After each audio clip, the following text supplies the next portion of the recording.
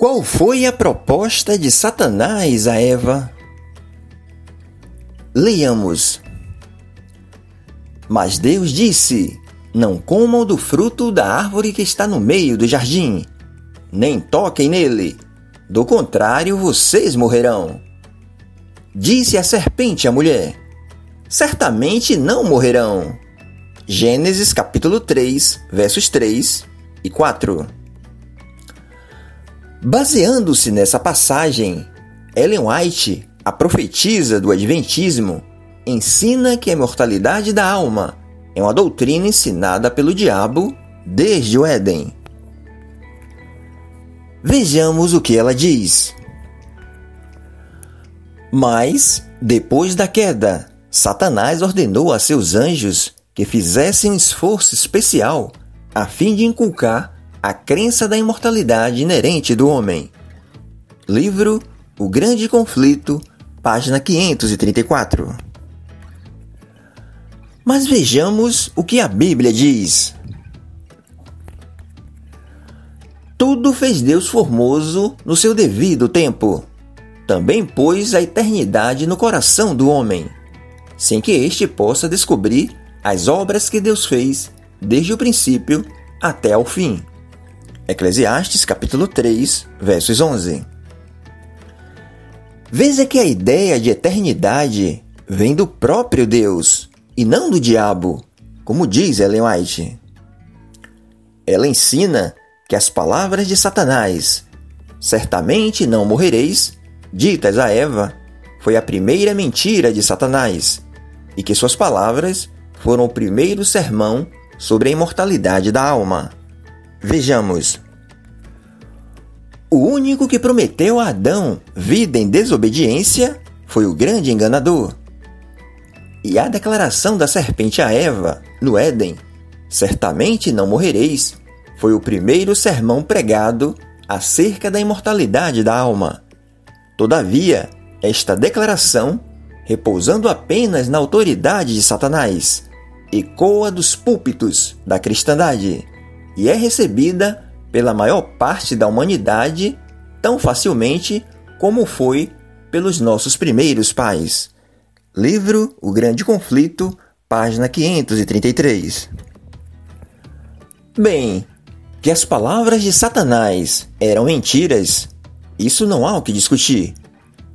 Mas o ensino adventista insinua que Satanás prometeu a Eva a imortalidade, caso ela viesse a comer do fruto proibido. Mas será que foi essa a proposta do diabo? Vejamos o texto que mostra o diálogo entre Eva e a serpente, ou o diabo. Leiamos. Ora, a serpente era o mais astuto de todos os animais selvagens que o Senhor Deus tinha feito.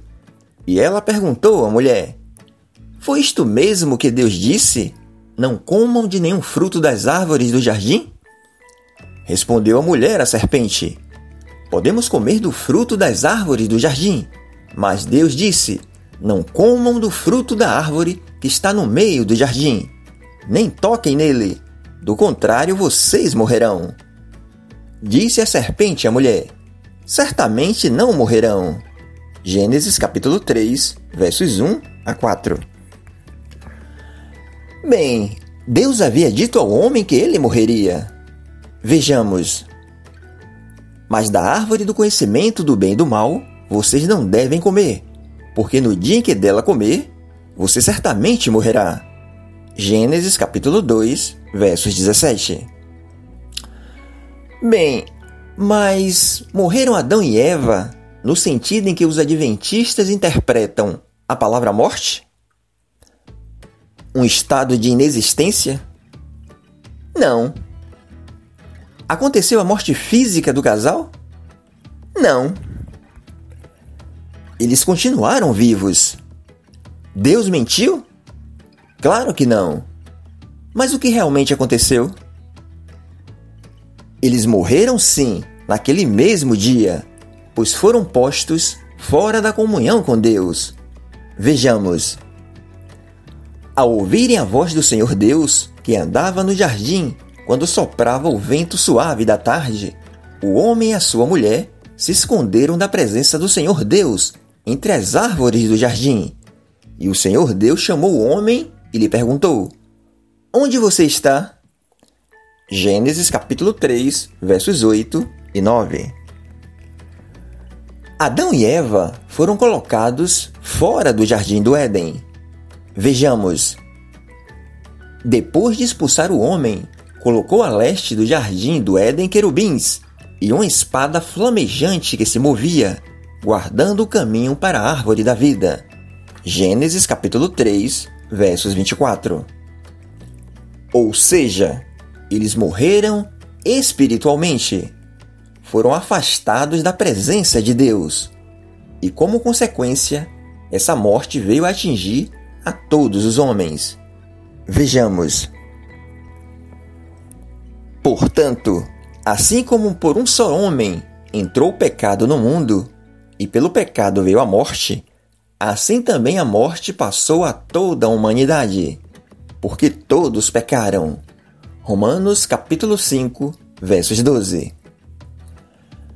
Fisicamente, Adão veio a morrer com 930 anos, conforme Gênesis capítulo 5, versos 5.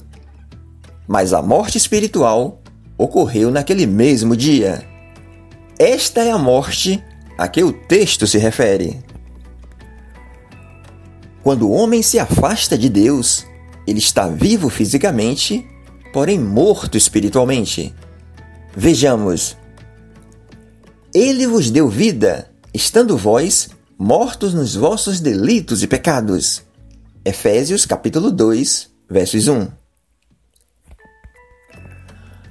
A palavra morte na Bíblia, no original grego, thanatos, tem sempre o sentido de separação.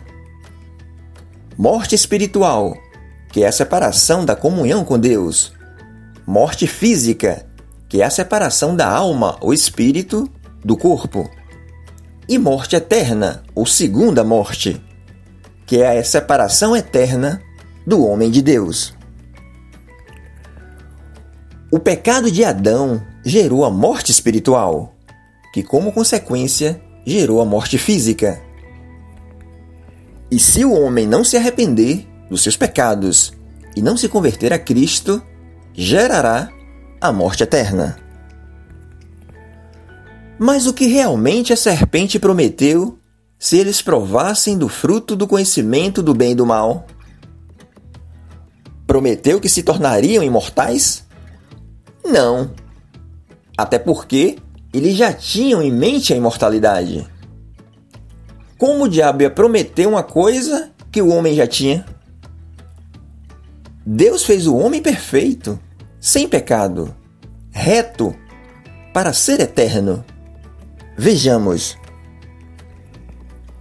Eis aqui o que tão somente achei, que Deus fez ao homem reto, porém eles buscaram muitas astúcias.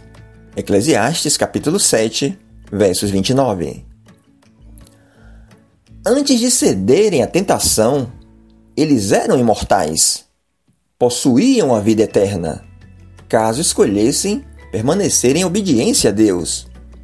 O pecado é que gerou a morte. Vejamos.